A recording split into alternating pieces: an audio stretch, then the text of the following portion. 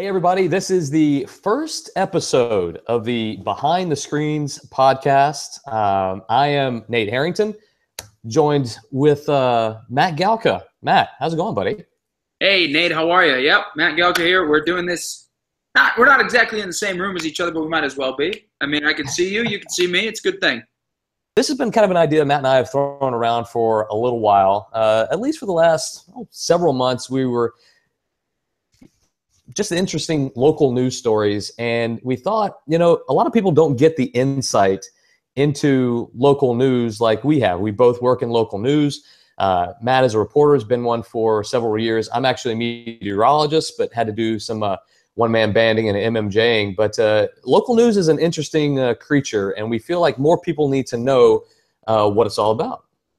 And I think for a lot of people, local news is, it's somebody after a murder happens, they knock on the neighbor's door and everybody's just saying, oh, wow, what a nice guy. I can't believe it happened. But that's not really what goes into everything. I mean, think about how many news stories happen every week that we see maybe on the national networks, but the local guys are the people who really are covering it better. But not everybody can watch the local guys. They're watching the national network and they're seeing that 40,000 view. But that's why we wanted to get the real boots on the ground kind of story. How did you get that story? How did you talk to that person? What was it like talking to that person? What was it like being at the demonstration? What was it like being at that riot? Because not everybody really understands. And in this day and age, I assure you, Nate, I don't know if you could assure people, this is not fake news, what we're doing. We're not faking the news right now. No, absolutely not. Yeah, we're going to give you, hopefully, on a week-to-week basis, we're going to go over some of the more interesting stories, local news stories that make headlines nationally, and kind of dive into why they were interesting, what happened, how they're covered. And hopefully we're going to also have some guests that come on that cover some of these interesting news stories and give their perspective on how they were covered, because everyone is different. They all report differently. We all do the process a little bit differently. So we're going to get some different takes, different viewpoints on how local news is covered, and hopefully give you guys that are in the business and maybe that aren't in the business a little bit of insight into what goes into creating a local news story that might take 2, 3, 4 days to put together, but then you only get about, 2 minutes airtime, Matt? It's just kind of frustrating sometimes. Yeah, an 8-hour day condensed into a minute and a half, usually. That's how every day goes.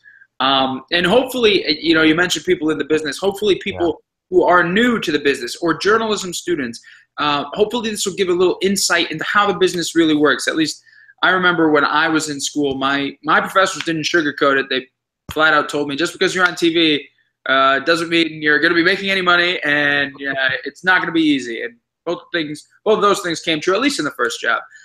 So hopefully this will be a resource for especially young journalists who are just kind of breaking in and who might need a little bit of insight into how this thing really works. So Nate, why don't you tell people, I guess, about how you wound up here?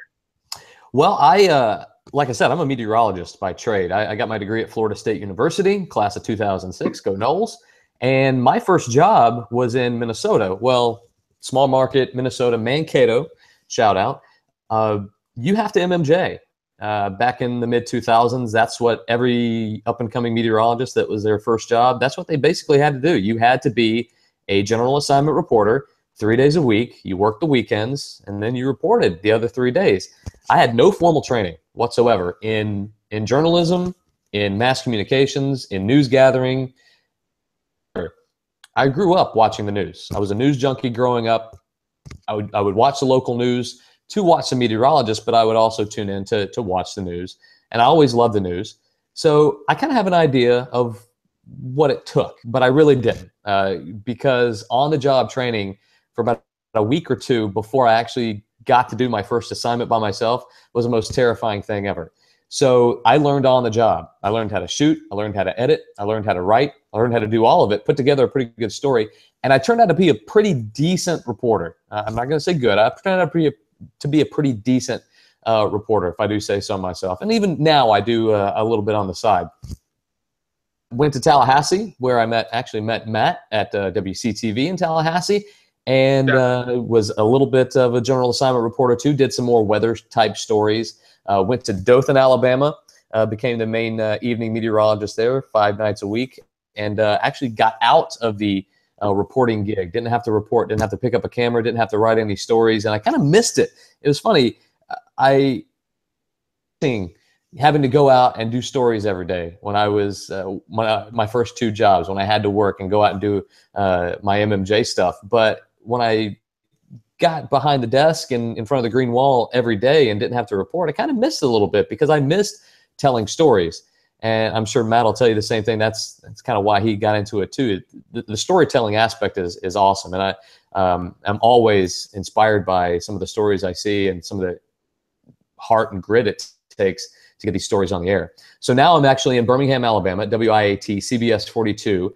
And I'm a meteorologist on the weekends. I do weather reporting.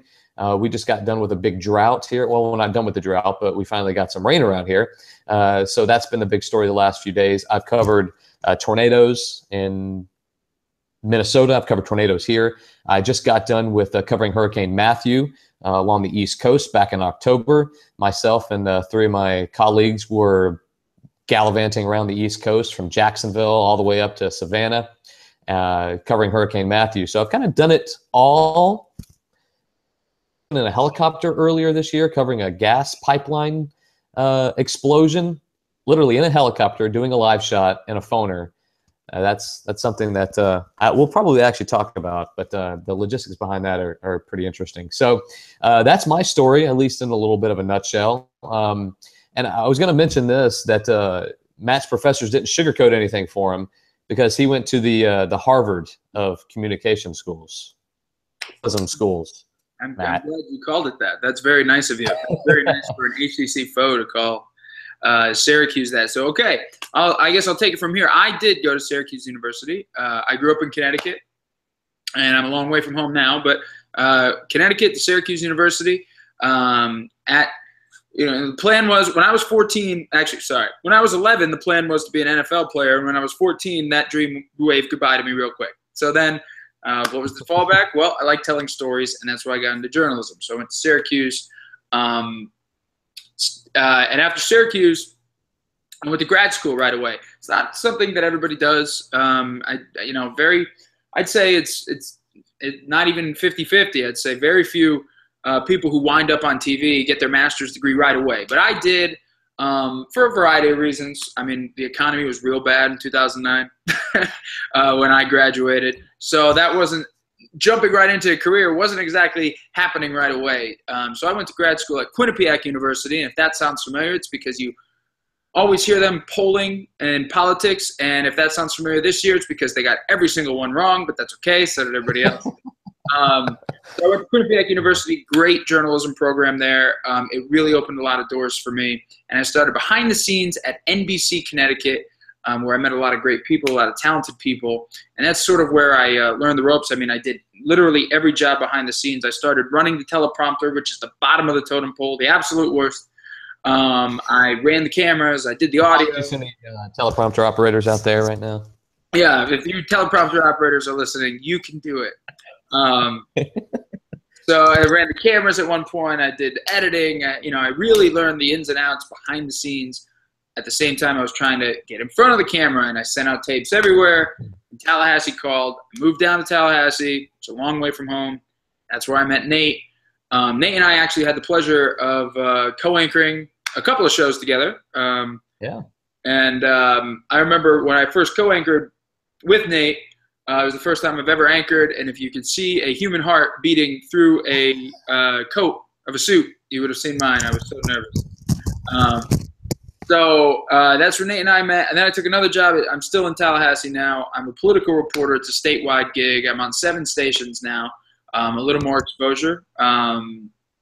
Tampa, Jacksonville, Fort Myers, Gainesville, Tallahassee still, Panama City, and Pensacola. Got them all. So I'm on 7 stations now covering state politics. And, I know a lot of people, when they hear politics, their eyes glaze over. But that's where storytelling comes in, and that's what I really do love is I love telling good stories, especially when people say, oh, I don't care about politics. Well, it's my job to try and make you care. It's my job to tell you why you're going to care. Okay, you might not care until a year from now when your taxes go up, and then you tell me you care and you tell me you're pissed off. Well, you should have listened to me a year ago, and we could have both prevented this. So that's what I like doing. I like telling stories. I like making what could be boring stories a little better or a little more watchable. And Nate covered Hurricane Matthew just about a month ago or 2 months ago. Hurricane Hermine rolled through this side of the state. It wasn't really as bad as Hurricane Matthew in a lot of ways, but in Tallahassee it was pretty bad. We lost power for a little bit. And I like doing weather coverage, cover tropical storms. That's one of my favorite stories I ever did when I took a boat, and this probably will come up one time. I took a boat with a guy whose house was totally flooded. It was the only way to get to his house. His street was basically a river, and that's some of the cool stuff we get to do when we do local news. It's a grind. It could be a lot of fun. It could be a lot of not fun sometimes. But it's again, I go back to the storytelling. That's why I still do it. That's why I still love doing it. And basically, that's why Nate and I are doing this podcast because we like talking, not because we like hearing the sound of our own voice, but we like telling stories. I know Nate's got some good ones. I've got some good ones. They'll probably all come up. And I know the people that we're going to have on this show, and I'm confident they'll come on this show. Once they hear this first episode, they'll be like, wow, I got to get on there. I'm confident we'll have them on the show, and a lot of people will tell a lot of interesting stories.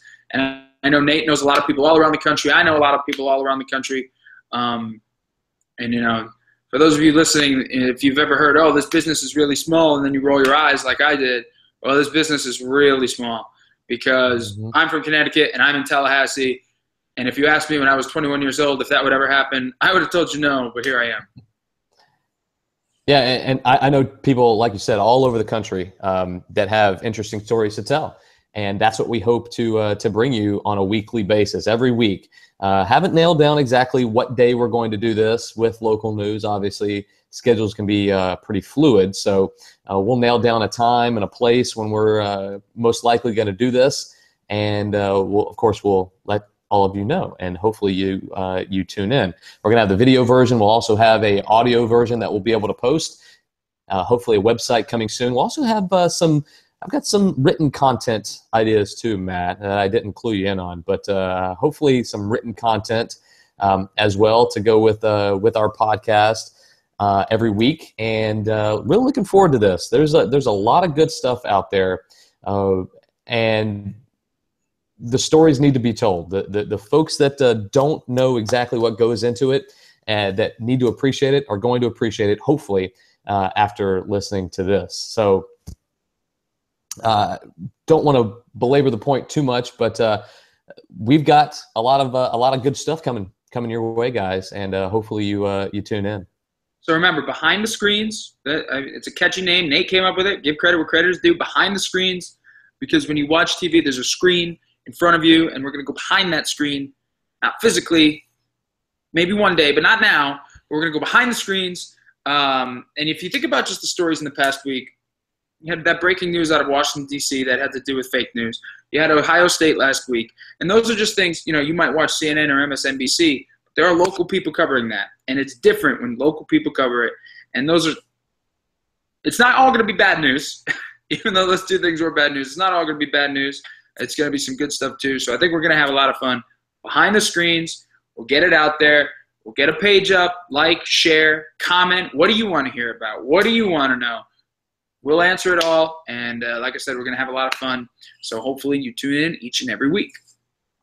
Yes, you do. All right. We're going to close out episode 1 of Behind the Screens. Stay tuned for episode 2 next week, guys. We'll see you later. See ya.